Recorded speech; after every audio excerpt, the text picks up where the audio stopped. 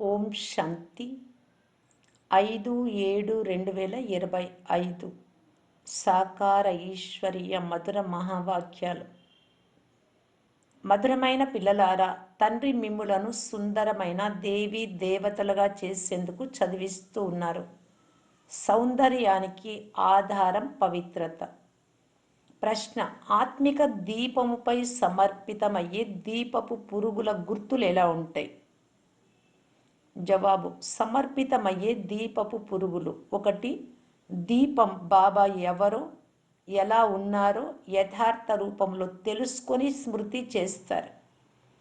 2. సమర్పితం అవ్వడము అనగా తండ్రి సమానంగా అవ్వడం.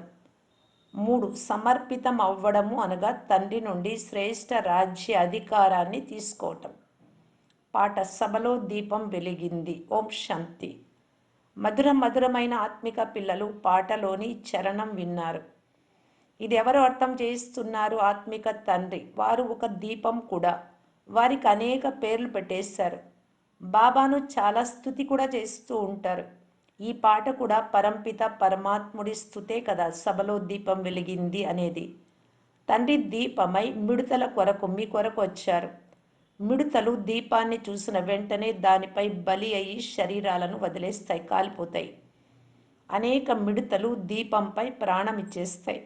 విశేషంగా దీపావళి పండుగ నాడు అనేక జ్యోతులను వెలిగిస్తారు కనుక చిన్న చిన్న జీవాలెన్నో రాత్రికి రాత్రే చనిపోతాయి. మన బాబా సుప్రీమాత్మ అని పిల్లలకు తెలుసు. వారిని హుస్సేన్ అని కూడా అంటారు. సదా పవిత్రులు కనుక చాలా సుందరంగా ఉంటారు. ఆత్మ పవిత్రంగా అయితే వారికి శరీరం కూడా పవిత్రమైనది, సహజ సుందరమైనది లభిస్తుంది. శాంతిధామంలో ఆత్మలు పవిత్రంగా ఉంటాయి. ఇక్కడికి పాత్రను అభినయించేందుకు వచ్చినప్పుడు సతో ప్రధానం నుండి సతో రజో తమోలోకి వస్తాయి. సుందరం నుండి శ్యామ్గా అంటే నల్లగా అపవిత్రంగా అవుతారు. ఆత్మ పవిత్రంగా ఉన్నప్పుడు స్వర్ణిమయుగాత్మగా చెప్పబడుతుంది. మళ్ళీ దానికి స్వర్ణిమయుగ శరీరమే లభిస్తుంది. ప్రపంచం కూడా పాతదిగా క్రొత్తదిగా అవుతుంది. ఆ సుందరమైన పరంపిత పరమాత్మనే భక్తి మార్గంలో ఓ శివబాబా అని పిలుస్తూ ఉంటారు. ఆ నిరాకార పరంపిత పరమాత్మ వచ్చి ఉన్నారు. ఆత్మలను అపవిత్రం నుండి పవిత్రంగా సుందరమైన వారిగా చేస్తారు. ఈ రోజుల్లో ఎవరు చాలా అందంగా ఉంటారు, వారి ఆత్మ పవిత్రమైనది అని కాదు. భలే శరీరం సుందరంగా ఉన్న ఆత్మ పతితమే కదా. విదేశాలలో ఎంత సుందరంగా ఉంటారు. ఈ లక్ష్మీనారాయణల సౌందర్యం సత్యుగంది. ఇక్కడ ఉండేటివి నరక సౌందర్యాలు. మనుషులకి ఈ విషయాలు తెలియవు. ఇది నరక సౌందర్యం అని పిల్లలకు మాత్రమే అర్థం చేయించబడుతుంది.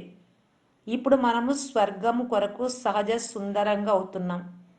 21 జన్మల కొరకు లక్ష్మీనారాయణులు సుందరమైన వారిగా అవుతారు కదా. అలా అవుతారు మీరు. ఇక్కడి సౌందర్యము ఒక్క జన్మకు మాత్రమే. ఇప్పుడు బాబా వచ్చి ఉన్నారు. పూర్తి ప్రపంచంలోని మనుష్య మాతృలనే కాదు, ప్రపంచాన్ని సుందరంగా చేస్తారు. సత్యుగ నూతన ప్రపంచంలో సుందరమైన దేవీ దేవతలే ఉండేవారు. అలా అయ్యేందుకు మీరు ఇప్పుడు చదువుకుంటూ ఉన్నారు. బాబాను దీపం అని కూడా అంటారు, కానీ వారు పరమాత్మ. ఎలాగైతే మిమ్మల్ని ఆత్మ అని అంటారో అలా వారిని పరమాత్మ అని అంటారు. పిల్లలైన మీరు తండ్రి మహిమను గానం చేస్తారు. పిల్లలైన మీ మహిమను తండ్రి గానం చేస్తారు. మిమ్మల్ని ఇలాంటి దేవతలుగా చేస్తాను. నాకంటే మీ పదవి ఉన్నతమైనది. నేను ఎవరో, ఎలా ఉన్నానో, పాత్రను ఎలా అభినయిస్తానో ఇతరులెవ్వరికీ తెలియదు. ఆత్మలైన మీరు పాత్ర చేసేందుకు పరంధామం నుండి ఎలా వస్తారో పిల్లలైన మీకు తెలుసు. శూద్ర కులంలో ఉన్న మీరు ఇప్పుడు బ్రాహ్మణ కులంలోకి వచ్చారు. ఈ వర్ణములు కూడా మీకు మాత్రమే. ఇతర ధర్మాల వారికి వర్ణాలు లేవు, వారికి వర్ణములు ఉండవు. వారిది ఒకే వర్ణం. క్రైస్తవులుగానే కొనసాగుతారు. కానీ అందులోనే సతో రజో తమోలోకి వస్తారు.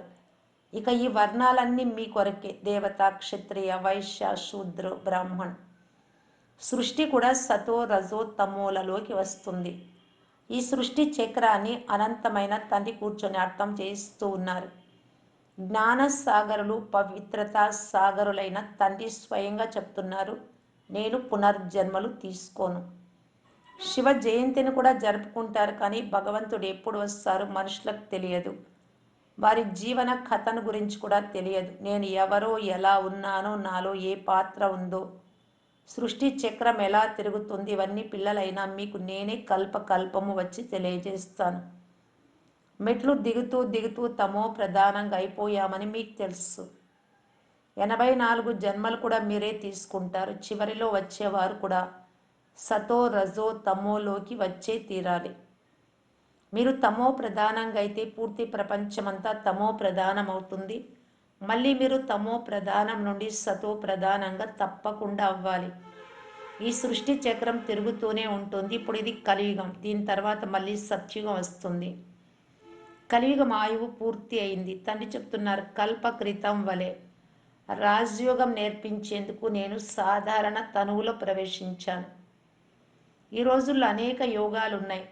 బ్యారిస్టర్ యోగం, ఇంజనీర్ యోగం, న్యాయశాస్త్రాన్ని చదివేందుకు న్యాయవాది జతలో బుద్ధి యోగాన్ని జోడించాల్సి ఉంటుంది. మీరు బ్యారిస్టర్గా అవుతున్నారు అంటే చదివించే వారిని గుర్తు చేసుకుంటారు.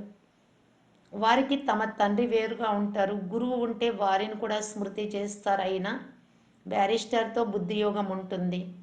ఆత్మనే చదువుతుంది. ఆత్మనే శరీరం ద్వారా జడ్జిగా, లాయర్గా, ఇంకా అనేక మంది వారిగా తయారవుతారు. పిల్లలైన మీరు ఇప్పుడు ఆత్మ అభిమానులుగా అయ్యే సంస్కారాన్ని స్వయంలో ధారణ చేస్తున్నారు. అర్ధకల్పం దేహ అభిమానంలో ఉండేవారు ఇప్పుడు తండ్రి చెప్తున్నారు, దేహి అనగా ఆత్మ అభిమానిగా అవ్వండి. ఆత్మలోనే చదివే సంస్కారం ఉంది. మనుష్యాత్మని జడ్జిగా అవుతుంది. ఇప్పుడు మనం విశ్వాధికారి దేవతలుగా అవుతున్నాం. చదివించేవారు శివబాబా పరమాత్మ, వారే జ్ఞాన సాగరులు, శాంతి సంపదల సాగరులు. సాగరం నుండి రత్నాల పళ్ళెంలు వెలువడతాయి అని చెప్తారు. ఇవన్నీ భక్తి మార్గంలోని విషయాలు. తండ్రిని రెఫర్ చేయవలసి ఉంటుంది. ఇవి అవినాశి జ్ఞాన రత్నాలు అని తండ్రి అర్థం చేయిస్తారు. ఈ జ్ఞాన రత్నాలతో మీరు చాలా ధనవంతులుగా అవుతారు. తర్వాత వజ్ర వైడ్యూర్యాలు కూడా మీకు చాలా లభిస్తాయి. ఈ ఒక్కొక్క రత్నం లక్షల విలువ చేస్తుంది. అవే మిమ్మల్ని ఇంత ధనవంతులుగా తయారు చేస్తాయి. భారతదేశమే నిర్వికారి ప్రపంచంగా ఉండేది. అందులో పవిత్ర దేవతలు నివసించేవారు. ఇప్పుడు నల్లగా వికారులుగా, అపవిత్రులుగా అయిపోయారు. ఆత్మ పరమాత్మల కలయిక జరుగుతుంది. ఆత్మ శరీరంలో ఉన్నప్పుడే వినగలుగుతుంది. పరమాత్మ కూడా శరీరంలోనే వస్తారు. ఆత్మ పరమాత్మల ఇల్లు శాంతిధామము. అక్కడ ఎటువంటి కదలికలు ఉండవు. ఇక్కడ పరమాత్మ తండ్రి వచ్చి పిల్లలతో కలుస్తారు. శరీర సహితంగా కలుస్తారు. అది ఇల్లు. అక్కడ మీరు విశ్రాంతి పొందుతారు. పిల్లలైన మీరు ఇప్పుడు పురుషోత్తమ సంగమ యుగంలో ఉన్నారు. మిగిలిన ప్రపంచమంతా కలియుగంలో ఉంది. తండ్రి కూర్చొని అర్థం చేయిస్తున్నారు. భక్తి మార్గంలో చాలా ఖర్చు చేస్తారు. అనేక విగ్రహాలను కూడా తయారు చేస్తారు. పెద్ద పెద్ద మందిరాలను నిర్మిస్తారు. లేకుంటే కృష్ణుడి చిత్రాన్ని ఇంట్లోనే ఉంచుకోవచ్చు. చాలా చౌక చిత్రాలు ఉన్నా అంత దూరాలకు మందిరాలకు ఎందుకు వెళ్తారు? ఇది భక్తి మార్గం. సత్యుగంలో ఈ మందిరాలు మొదలైనవేవి ఉండవు. అక్కడ ఉండేది పూజ్యులు, దేవతలు. కలియుగంలో పూజారులు. మీరిప్పుడు సంగమయుగంలో పూజ్య దేవతలుగా అవుతున్నారు కనుక ఇప్పుడు మీరు బ్రాహ్మణులుగా అయ్యారు. ఈ సమయంలో ఈ మీ అంతిమ పురుషార్థ శరీరం అత్యంత విలువైనది. ఇందులో మీరు చాలా సంపాదన చేసుకుంటారు. అనంతమైన తండ్రి జతలో మీరు తింటారు, త్రాగుతారు, వారినే పిలుస్తారు. కృష్ణుడి జతలో తింటాము అని అనరు. తండ్రిని స్మృతి చేస్తారు. మీరే తల్లి తండ్రి. బాలకులైతే తండ్రి జతలో ఆడుతూ ఉంటారు. మేమంతా కృష్ణుడికి బాలురము అని అనరు. సర్వాత్మలు, పరంపిత పరమాత్ముడి పిల్లలు. ఆత్మ శరీరం ద్వారా చెప్తుంది, మీరు వస్తే మేము మీతోనే ఆడుకుంటాము, తింటాము, అంతా చేస్తాము. మీరు బాప్ తాదా అని అంటారు కనుక ఇది ఇల్లు అయింది కదా. ఇంట్లో బాప్ తాదా, వారి పిల్లలైనటువంటి మీరు ఉంటారు. ఈ బ్రహ్మ అనంతమైన రచయిత తండ్రి ఇతనిలో ప్రవేశించి ఇతన్ని దత్తు చేసుకుంటాడు. నీవు నావాడు అని బ్రహ్మకు చెప్తాడు. ఇది ముఖ వంశావళి అవుతుంది. స్త్రీని దత్తు చేసుకుంటారు కదా, అది కూడా ముఖ వంశావళి అవుతుంది. నీవు నా దానివని చెప్తారు. తర్వాత వారి ద్వారా కుక వంశావళి అంటే గర్భ వంశావళి పిల్లలు జన్మిస్తారు. ఈ పద్ధతి ఎక్కడి నుండి వచ్చింది? తండ్రి చెప్తున్నారు, నేను ఇతనిని దత్తు చేసుకున్నాను కదా బ్రహ్మను, ఇతని ద్వారా మిమ్ములను దత్తు చేసుకుంటాను, మీరు నా పిల్లలు కనుక ఇతడు పురుషుడు. మిమ్మల్ని అందరినీ సంభాలన చేసేందుకు సరస్వతిని కూడా దత్తు చేసుకున్నాను. ఆమెకు తల్లి అమ్మ అనే టైటిల్ లభించింది. సరస్వతి నది కదా, ఈ నది మాత కదా, తండ్రి సాగరులు. ఇది కూడా సాగరం నుండి వెలువడిందే. సాగరము, బ్రహ్మపుత్ర నదుల చాలా పెద్ద మేళా జరుగుతుంది. ఇటువంటి మేళా మరెక్కడా జరగదు. అది నదీ సాగరుల మేళ, ఇది ఆత్మ పరమాత్మల మేళ. మేళా కూడా శరీరంలో వచ్చినప్పుడే జరుగుతుంది. తండ్రి చెప్తున్నారు, నేనే హుస్సేన్, నేను ఇతనిలో కల్పము ప్రవేశిస్తాను. ఇది డ్రామాలో రచింపబడి ఉంది. మీ బుద్ధిలో పూర్తి సృష్టి చక్రం అంతా ఉంది. దీని ఆయువు 5,000 సంవత్సరాలు. ఈ బేహద్దు 5,000 సంవత్సరాల సినిమా నుండి వారు హద్దులోని సినిమాలు తయారు చేశారు. గడిచిపోయింది, ఇప్పుడు వర్తమానం అవుతుంది. వర్తమానం మళ్ళీ భవిష్యత్తు అవుతుంది. తర్వాత దానినే గతం అని కూడా అంటారు. గడిచిపోవుటకి ఎంత సమయం పట్టింది? నూతన ప్రపంచంలోకి వచ్చి ఎంత సమయం గడిచింది? 5,000 సంవత్సరాలు. మీరిప్పుడు ప్రతి ఒక్కరూ స్వదర్శన చక్రధారులే.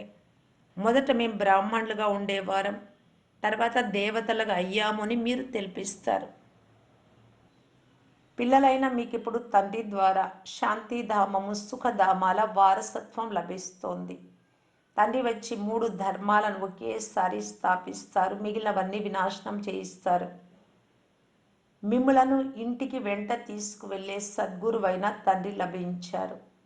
మమ్ములను సద్గతిలోకి తీసుకెళ్ళమని పిలుస్తారు కూడా. శరీరాన్ని సమాప్తం చేయండి, మేము శరీరాన్ని వదిలి శాంతిధామానికి వెళ్ళే యుక్తిని తెలిపించండి అని అంటారు. మనుషులు గురువుల వద్ద కూడా అందుకే వెళ్తారు, కానీ ఆ గురువు శరీరం నుండి విడుదల చేసి జతలో తీసుకెళ్ళలేడు. పతిత పావనుడు ఒక్క తండ్రి మాత్రమే. కావున వారు వచ్చినప్పుడు తప్పకుండా పావనంగా అవ్వాల్సి వస్తుంది. తండ్రిని మాత్రమే కాలులకు కాలుడు, మహాకాలుడని అంటారు. అందరినీ శరీరం నుండి విడిపించి జతలో తీసుకెళ్తారు. వీరు పరమ మార్గదర్శకులు, సర్వాత్మలను తిరిగి తీసుకెళ్తారు. ఇది చీచీ శరీరం, ఈ బంధనం నుండి విడుదల అవ్వాలి అని కోరుకుంటారు. శరీరాన్ని వదిలితే బంధనం వదిలినట్లే. ఇప్పుడు మీరు ఈ అసురీ బంధనాలన్నింటి నుండి విడిపించి సుఖమునిచ్చే దైవీ సంబంధంలోకి తీసుకెళ్తారు. మనము శాంతిధామం ద్వారా సుఖధామంలోకి వెళ్తామని మీకు తెలుసు. మళ్ళీ దుఃఖధామంలోకి ఎలా వస్తామో కూడా మీకు తెలుసు. బాబా శ్యామ్ నుండి, నలుపు నుండి సుందరంగా చేసేందుకు వచ్చారు ఆత్మను. తండ్రి చెప్తున్నారు, నేను మీ విధేయుడనైన సత్యమైన తండ్రిని కూడా. ఫాదర్ సదా విధేయుడుగా ఉంటాడు, పిల్లలకు చాలా సేవ చేస్తాడు. బాగా ఖర్చు చేసి చదివించి సర్వధన సంపదలను పిల్లలకి ఇచ్చి స్వయం వెళ్ళి సాధువుల సాంగత్యం చేస్తాడు. తనకంటే పిల్లలను శ్రేష్టంగా చేస్తాడు. ఈ తండ్రి కూడా చెప్తున్నారు, నేను మిమ్మలను డబల్ యజమానులుగా చేస్తాను. మీరు ఈ విశ్వానికి బ్రహ్మాండానికి కూడా అధికారులుగా అవుతారు. మీకు డబల్ పూజ జరుగుతుంది. శాలిగ్రామ రూపంలో ఆత్మకు, శరీరం రూపంలో దేవతలకి. దేవతా వర్ణంలో కూడా మీకు పూజ జరుగుతుంది, ఆత్మలకు కూడా పూజ జరుగుతుంది. నాకైతే కేవలం ఒక్క శివలింగ రూపంలో మాత్రమే పూజ జరుగుతుంది. నేను రాజుగా అవ్వను, మీకు ఎంత సేవ చేస్తాను. అటువంటి తండ్రిని మీరు ఎందుకు మర్చిపోతారు? ఓ ఆత్మ, స్వయాన్ని ఆత్మగా భావించి నన్ను స్మృతి చేస్తే మీ వికర్మలు వినాశనం అవుతాయి. మీరు ఎవరి వద్దకు వచ్చారు? మొదట తండ్రి వద్దకు, తర్వాత దాదా వద్దకు వచ్చారు. ఇప్పుడు తండ్రి శివబాబా, తర్వాత great great grand father Brahma Baba. ఇతడే ఆది దేవుడు, ఇతడే యాడమ్. ఎందుకంటే ఇతడి నుండి అనేక వంశాలు తయారవుతాయి. శివబాబాని ఎవరైనా గ్రేట్ గ్రేట్ గ్రాండ్ ఫాదర్ అని అంటారా? ప్రతి విషయంలో మిమ్మల్ని చాలా శ్రేష్టంగా తయారు చేస్తారు. అటువంటి తండ్రి లభించిన తర్వాత వారిని ఎందుకు మర్చిపోతారు? మర్చిపోతే పావనంగా ఎలా అవుతారు? తండ్రి పావనంగా ఈ యుక్తిని తెలియజేస్తారు. ఈ స్మృతి ద్వారానే మలినాలు తొలగిపోతాయి. తండ్రి చెప్తున్నారు, మధుర మధురమైన అపురూపమైన పిల్లలు దేహ అభిమానాన్ని వదిలి ఆత్మ అభిమానులుగా అవ్వాలి. పవిత్రంగా కూడా అవ్వాలి. కామం మహాశత్రు. ఈ ఒక్క జన్మ నా కొరకు పవిత్రంగా అవ్వండి. లౌకిక తండ్రి కూడా తమ పిల్లలకి ఎటువంటి చెడు పనిని చేయకండి, నా గడ్డానికి అనగా నా వయస్సుకు గౌరవం ఇవ్వండి అని చెప్తారు కదా. అలాగే పారలౌకిక తండ్రి కూడా నేను పావనంగా చేసేందుకు వచ్చాను, ఇప్పుడు ముఖం నల్లగా చేసుకోకండి, అలా చేసుకుంటే గౌరవం పోగొడతారు వికారాలలోకి వెళ్తే. బ్రాహ్మణులందరి గౌరవమే కాక తండ్రి గౌరవం కూడా పోగొడతారు. బాబా మేం పడిపోయాము, అపవిత్రంగా అయ్యాము అని వ్రాస్తారు కూడా. బాబా చెప్తున్నారు, నేను మిమ్మల్ని సుందరంగా తయారు చేసేందుకు వచ్చాను, కానీ మీరు ముఖం నల్లగా చేసేసుకుంటారు. మీరు సదా సుందరంగా అయ్యే పురుషార్థం చేయాలి. మంచిది. మధురాతి మధురమైన అపురూపమైన పిల్లలకు మాతాపిత బాప్దాదాల ప్రియ స్మృతులు మరియు గుడ్ మార్నింగ్. ఆత్మిక పిల్లలకు ఆత్మిక తండ్రి నమస్తే. ధారణ కొరకు ముఖ్య సారం. ఫస్ట్ పాయింట్, పురుషార్థం చేసేందుకు ఉపయోగపడే ఈ అంతిమ శరీరం చాలా విలువైనది. దీని ద్వారా చాలా సంపాదించుకోవాలి. అనంతమైన తండ్రి జతలో తింటూ త్రాగుతూ సర్వ సంబంధాల అనుభూతి చేయాలి. సెకండ్ పాయింట్, బ్రాహ్మణ పరివార గౌరవాన్ని లేక తండ్రి గౌరవాన్ని పోగొట్టే పని ఏది చేయరాదు. ఆత్మ అభిమానులై సంపూర్ణ పవిత్రంగా అవ్వాలి. స్మృతి ద్వారా పాత మలినాలను తొలగించుకోవాలి. వరదానము, వినడంతో పాటు స్వరూపంగా అయ్యి మనస్సు యొక్క మనోరంజనము ద్వారా సదా శక్తిశాలి ఆత్మాభవ. ప్రతిరోజు మనస్సులో స్వయం పట్ల లేక ఇతరుల పట్ల ఉమంగుత్సాహాల సంకల్పాలను చేయండి. స్వయం మీరు కూడా అదే సంకల్పం యొక్క స్వరూపంగా అవ్వండి. అంతేకాక ఇతరుల సేవలో కూడా ఉపయోగించండి. అలా చేస్తే మీ జీవితం కూడా సదా కొరకు ఉత్సాహంగా ఉండేదిగా అయిపోతుంది. ఇతరులకు కూడా ఉత్సాహం ఇప్పించే వారిగా తయారవుతారు. ఎలాగైతే మనోరంజన ప్రోగ్రాం ఉంటుందో అలా ప్రతిరోజు మనస్సు యొక్క మనోరంజన ప్రోగ్రామును తయారు చేసుకోండి. ఏదైతే వింటారో దాని స్వరూపంగా అయితే శక్తిశాలిగా అవుతారు. స్లోగన్, ఇతరులను పరివర్తన చేసేందుకు ముందు స్వయాన్ని పరివర్తన చేసుకోండి, ఇదే తెలివైన పని. అవ్యక్త సూచన, సంకల్పాల శక్తిని జమ చేసుకుని శ్రేష్టమైన సేవకు నిమిత్తులుగా కావటానికి బాప్దాదా తెలియజేస్తున్నారు. అన్నిటికంటే తీవ్ర వేగంతో సేవ చేసేందుకు సాధనం శుభము మరియు శ్రేష్ట సంకల్పాల శక్తి.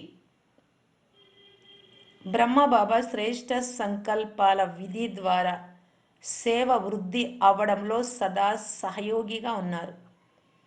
విధి పద్ధతి తీవ్రంగా ఉంటే వృద్ధి కూడా తీవ్రంగా జరుగుతుంది. అలా పిల్లలైన మీరు కూడా శ్రేష్టమైన శుభ సంకల్పాలలో సంపన్నంగా అవ్వండి. ఓం శాంతి.